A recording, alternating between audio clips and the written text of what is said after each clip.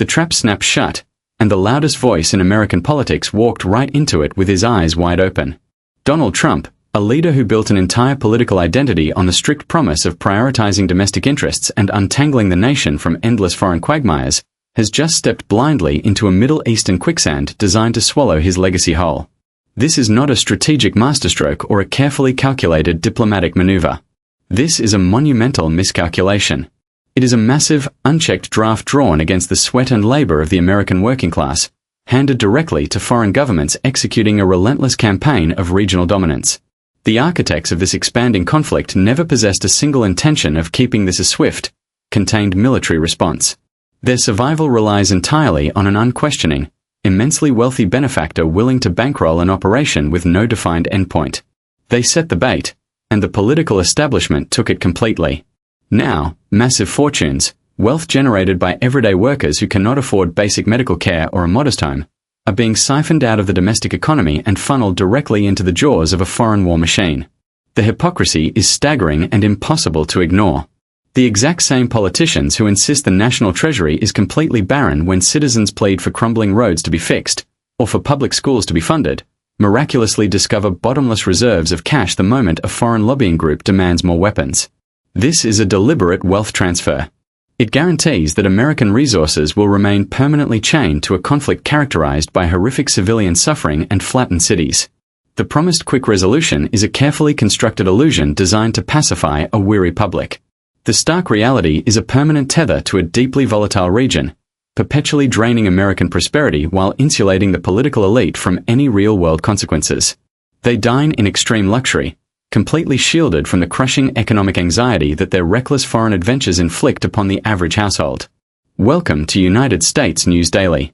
We are here to dismantle the carefully crafted narratives and expose the devastating truth behind these foreign policy disasters. If you value relentless honesty and want to understand exactly how international traps are draining our domestic future, please subscribe to the channel and activate the notification bell.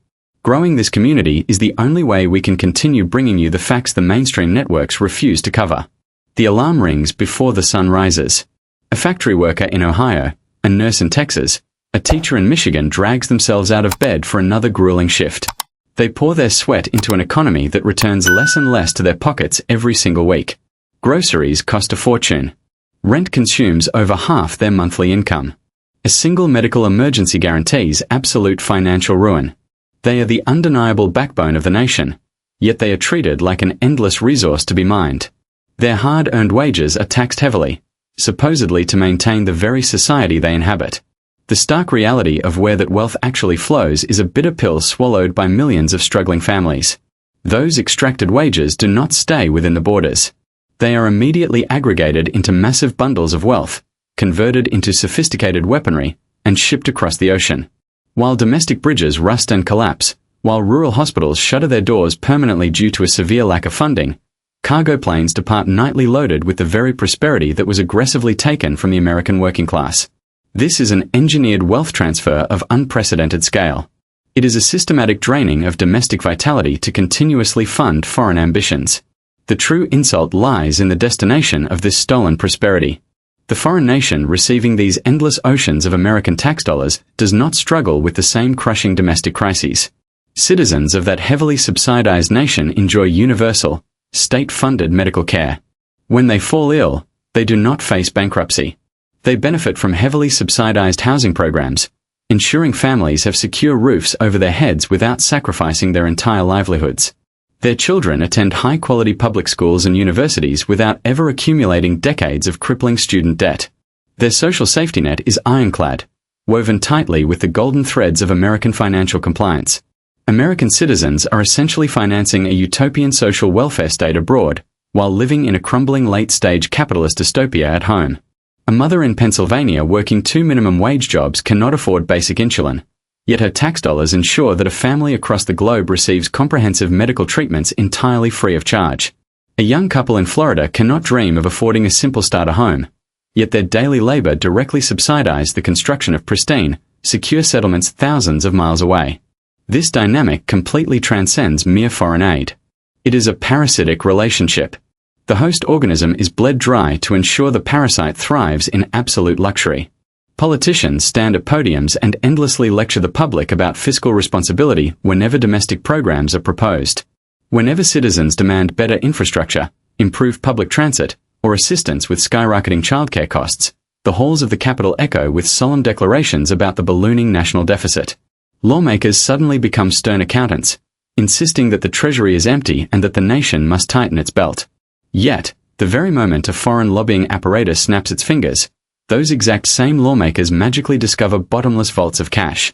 The deficit vanishes entirely from their rhetoric.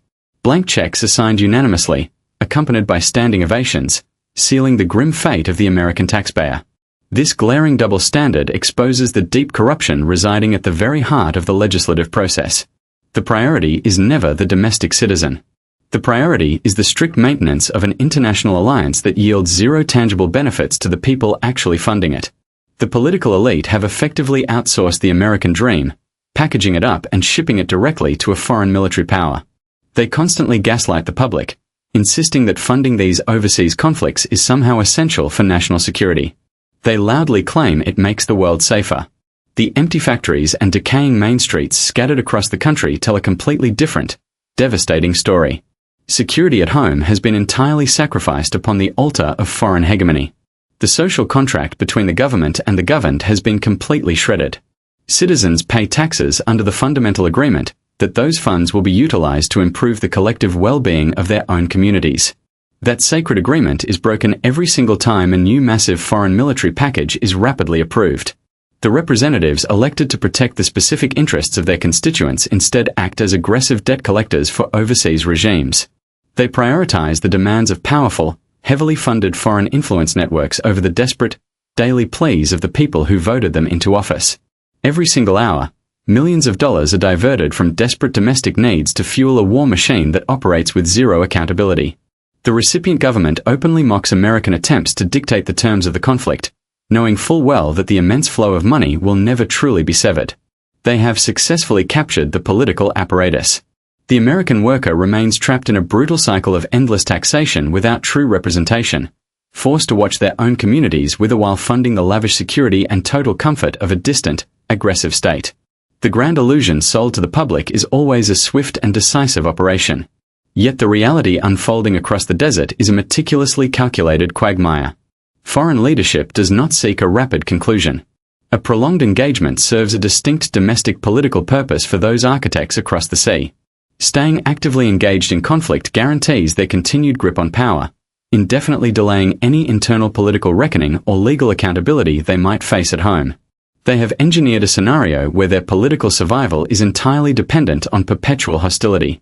The trap was set with the full knowledge that an allied superpower would automatically guarantee the funding, trapped by decades of binding rhetorical commitments and powerful lobbying influence.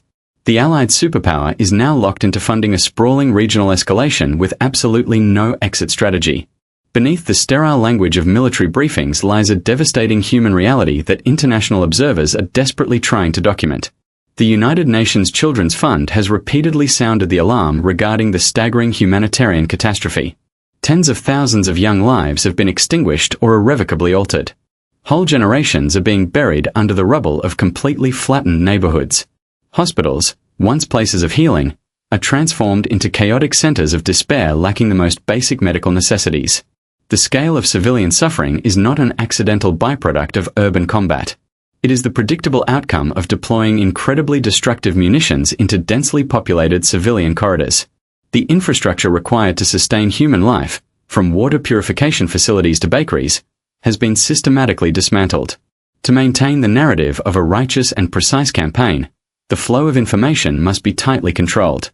This brings us to the most chilling aspect of this prolonged engagement. The individuals tasked with documenting the truth, the press, have found themselves in the crosshairs. Hundreds of journalists and media workers have lost their lives while attempting to broadcast the grim reality of the situation to the outside world. They are wearing protective gear clearly marked to identify them as press, yet they are repeatedly struck by precision ordnances. These are not stray bullets in chaotic firefights. These are targeted strikes utilizing advanced tracking technology. Eradicating the observers ensures that the most damning evidence of the destruction never reaches the screens of the taxpayers funding the operation. Without independent reporters on the ground, The architects of the conflict can dictate the official story without any fear of contradiction. The theater of operations is rapidly expanding beyond its original borders. Neighboring sovereign territories are now experiencing the devastating impact of advanced aerial bombardments. The strategists pulling the strings are actively taunting regional powers, seemingly eager to ignite a broader continental war. Every boundary crossed and every diplomatic norm shattered is underwritten by the same blank check. The leaders initiating these expansions know exactly what they are doing. They are forcing their international backers into a corner. If the superpower attempts to pull back, they are accused of abandoning a crucial ally. If they continue to fund the expansion, they become deeply complicit in a regional catastrophe that threatens to disrupt global stability entirely. This is the very definition of being held hostage by a supposed strategic partner. Military spokespersons routinely stand before cameras to praise their own technological superiority, boasting about their ability to pinpoint targets with flawless accuracy. They claim their intelligence apparatus knows the exact location of every individual they seek. This very boast dismantles their primary defense when confronted with the massive civilian death toll.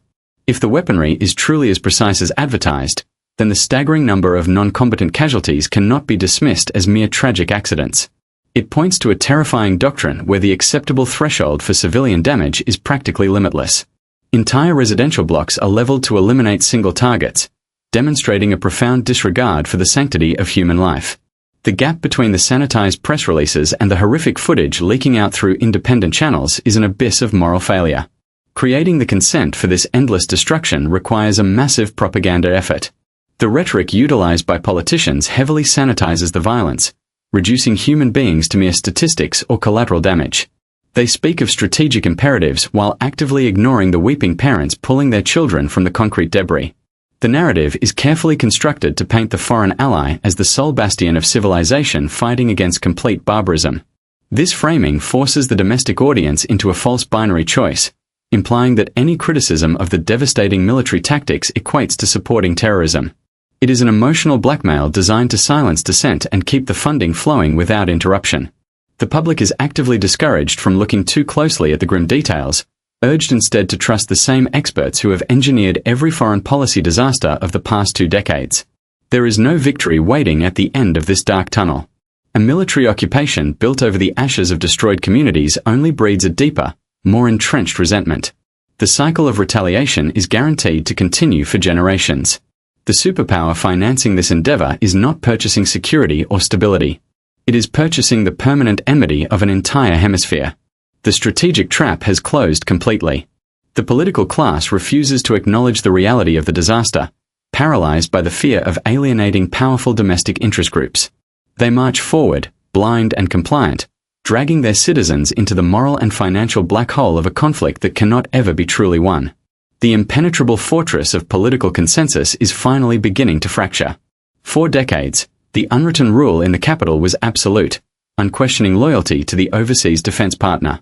Challenging this orthodoxy meant instant career assassination. Campaigns would be flooded with opposition spending, and careers would be dismantled overnight. That era of guaranteed silence is rapidly coming to a chaotic end. A profound awakening is rippling through the electorate, driven by raw, unfiltered footage bypassing traditional media gatekeepers. Constituents are flooding phone lines, occupying congressional offices, and demanding an immediate cessation of the blank checks. The anger is palpable, and it is entirely reshaping the electoral map. Politicians who previously operated under the absolute protection of massive political action committees are suddenly finding that very endorsement to be a toxic liability. The money that used to guarantee a comfortable re-election is now a scarlet letter. Candidates running in fiercely contested primaries are actively rejecting millions of dollars in campaign contributions from the most powerful lobbying apparatus in the country. They are standing before massive crowds and proudly declaring themselves free from the influence of these foreign interest groups. This is a monumental shift. A representative from Pennsylvania recently made headlines by publicly severing ties with the dominant lobby, a move that would have been completely unthinkable just one election cycle ago. The realization has dawned that accepting this cash means owning the horrific imagery broadcasting on every cellular device across the nation. This grassroots rebellion is bleeding onto the floor of the Senate. Legislation is being drafted and introduced with the explicit purpose of halting the transfer of tens of thousands of explosive munitions. A prominent independent senator from Vermont has forced his colleagues into an incredibly uncomfortable position. By introducing resolutions to block these weapons transfers, he strips away the comfortable anonymity of committee approvals. Every single lawmaker must now attach their permanent public record to the continuation of the bombardment. They can no longer hide behind procedural maneuvers. They must look their constituents in the eye and justify why the endless supply of heavy artillery takes precedence over domestic survival. Even if these resolutions face steep odds of passing the chamber, the sheer act of forcing a recorded vote destroys the illusion of unanimous consent. Panic is visibly setting in among the architects of this influence network. The traditional playbook of simply outspending opponents is failing to counter the sheer volume of organic public outrage. Consequently, the lobbying organizations are desperately changing their camouflage. The massive influx of campaign cash is no longer flowing through transparent, easily identifiable channels. Instead, it is being meticulously laundered through newly created shell entities bearing incredibly deceptive, patriotic-sounding names. Groups claiming to defend democracy or support progressive values are quietly bankrolled by the exact same foreign interest money. They are attempting to trick voters into supporting candidates who will maintain the endless war funding, masking their true intentions behind a veil of domestic concern. Uncovering these financial webs requires relentless scrutiny, as the establishment fights tooth and nail to maintain its grip on the Treasury. A massive generational divide is accelerating this collapse of the old consensus. Younger demographics are completely immune to the polished talking points delivered by cable news anchors. They do not consume sanitized press briefings. They are watching the destruction unfold from the perspective of the people trapped beneath it, broadcast globally in real time. This demographic cannot be intimidated or guilt-tripped into supporting an endless military quagmire. They view the unconditional financial backing of a devastating conflict as a profound moral failure and a direct betrayal of their own future. For the political elite, this represents a ticking clock. The voters they rely on to maintain their grip on power are increasingly disgusted by the bloodlines being erased with their tax dollars. The political calculus is undergoing a violent realignment. Defending the indefensible is no longer a safe career strategy. The parasitic relationship that has drained American resources for so long is finally being dragged into the harsh light of public scrutiny. The establishment is terrified because they recognize that once the electorate fully comprehends the scale of the deception, the demand for accountability will be unstoppable. The rebellion is no longer confined to the fringes of the political spectrum. It has breached the main gates, and the frantic attempts to buy back the narrative are collapsing under the immense weight of the truth. The most powerful shield protecting this geopolitical operation is a deliberate, highly sophisticated linguistic trick. For several decades, a massive media narrative has been carefully constructed to merge a millennia-old spiritual tradition directly with a fiercely modern political ambition. When domestic critics point out obvious human rights violations or aggressive territorial expansion, they are immediately met with devastating, career-ending accusations of religious bigotry. This is an intentional, deeply cynical strategy designed specifically to shut down any rational, fact-based debate. By intentionally intertwining a deeply sacred faith with a purely secular state-building project, the architects of this system have effectively weaponized morality against those who dare to question their endless military actions. The objective is to make the very act of observing reality a punishable offense in the public square. We must draw an absolute, impenetrable hard line between a beautiful religion of peace and a brutal ideology of land acquisition. The ancient faith in question is built firmly upon universally recognized principles of justice, profound humility, and the strict preservation of all human life. It is a rich, diverse spiritual tapestry that has existed gracefully all over the globe for many thousands of years. Conversely, the political movement that established the current state apparatus was born quite late in the 19th century in response to European political pressures. It is an ethno-nationalist project fundamentally focused on creating and maintaining an exclusive demographic majority over a specific, heavily contested piece of land. These two distinct concepts are not even remotely identical. One is a quiet pathway to the divine, while the other is a loud, aggressive blueprint for absolute regional dominance and military hegemony. The loudest, most courageous voices dismantling this false equivalency very often come directly from within the faith itself. Across the entire globe, deeply devout scholars, grassroots organizations, and prominent spiritual leaders are stepping forward to publicly and forcefully disavow the horrific actions taken in their name. Entire communities of Orthodox believers regularly march in the streets, holding banners that clearly state their holy religion is not a violent political state. They argue passionately and persuasively that the aggressive, systematic displacement of another native population entirely violates the core ethical teachings of their most sacred texts. These brave religious leaders clarify constantly that genuine, historical hostility toward their people is a very real and dangerous prejudice that must be fought vigorously. However, they also insist that holding a heavily armed foreign government accountable for blatant violations of international law is a moral civic duty, not an act of irrational hatred. Understanding this crucial distinction becomes much easier when we simply observe our own domestic political landscape.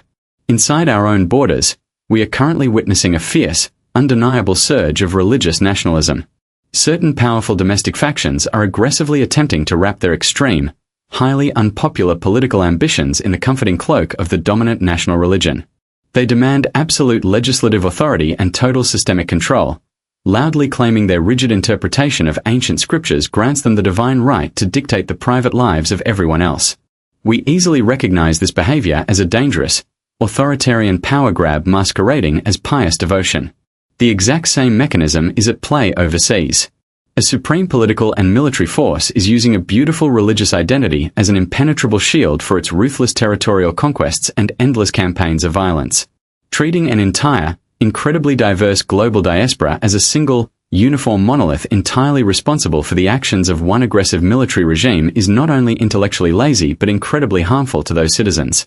It forces ordinary, peaceful people who simply wish to practice their faith quietly in their own communities to constantly answer for the massive bombs dropped by a foreign government they do not ever elect and a distant country they do not inhabit. The foreign state apparatus desperately needs the entire world to blindly believe that it alone represents all members of this faith everywhere. Breaking that specific psychological illusion is the absolute key to finally having an honest, unvarnished conversation about disastrous foreign policy, universal human rights, and the massive flow of domestic tax revenue funding the endless destruction. True intellectual clarity requires totally stripping away the relentless emotional manipulation meant to keep the voting public quiet and compliant. We must absolutely refuse to participate in a rigged system that falsely equates advocating for basic human rights with dark religious intolerance. When we finally separate the violent political entity from the peaceful spiritual identity, the entire moral justification for the endless funding immediately collapses. The blanket diplomatic immunity evaporates into thin air. What remains is simply the cold, stark reality of a heavily armed nation-state demanding unconditional financial and diplomatic surrender from its exhausted allies. Acknowledging this profound nuance is the first, most crucial step out of the intellectual trap that has kept the domestic political establishment completely paralyzed and subservient for multiple generations. The architecture of this endless entanglement relies entirely on collective exhaustion. A machine fueled by foreign influence and domestic compliance operates smoothly only in the dark, thriving when the public is too drained by daily economic survival to scrutinize international ledgers. The architects of this geopolitical snare count on absolute apathy. They expect the working class to simply accept the continuous draining of their national wealth as an unavoidable law of nature, rather than a deliberate policy choice made by compromised representatives. This artificial consensus is incredibly brittle, held together solely by aggressive lobbying and carefully manufactured fear. The moment ordinary citizens pierce through the heavily funded propaganda, the entire foundation of this parasitic relationship begins to crumble violently. Reclaiming the national destiny requires an immediate, unflinching commitment to historical truth. The electorate must actively seek out the unvarnished reality of these overseas entanglements, looking far beyond the sanitized narratives broadcast by traditional media conglomerates. Independent education is the ultimate antidote to political manipulation. When voters understand the profound difference between defending a nation and funding a permanent campaign of regional aggression, they become completely immune to the emotional blackmail utilized by the political establishment. Silence is no longer a viable option when the heavy cost of complicity is paid with the lives of innocent civilians abroad and the systematic destruction of the domestic social safety net. The power to sever this destructive tether resides entirely in the hands of an awake, vocal, and unapologetic public. Breaking free from this disastrous cycle demands a massive, coordinated effort to amplify the unvarnished truth. The algorithms controlling digital platforms constantly attempt to suppress dissenting voices, making grassroots mobilization absolutely essential for survival. Building a resilient community dedicated to uncovering these hidden financial and political realities is the only effective weapon against heavily funded misinformation campaigns. Every single interaction serves as a direct challenge to the manufactured consensus of the elite ruling class. The most powerful action you can take right now is to refuse to be silenced. We need you to take this message and spread it far and wide across all of your social media networks. Bring these uncomfortable truths to your dinner tables and discuss them openly with your friends and family members. We also want to hear your direct, personal perspective on this massive wealth transfer. The comment section below is completely open for your thoughts on how this foreign policy disaster is directly impacting your own local community. Please take a moment to hit the subscribe button and activate the notification bell so you never miss a vital update from United States News Daily. We rely entirely on your active engagement to keep this independent journalism thriving. Until we meet again, we wish you profound clarity, undeniable courage, and genuine peace.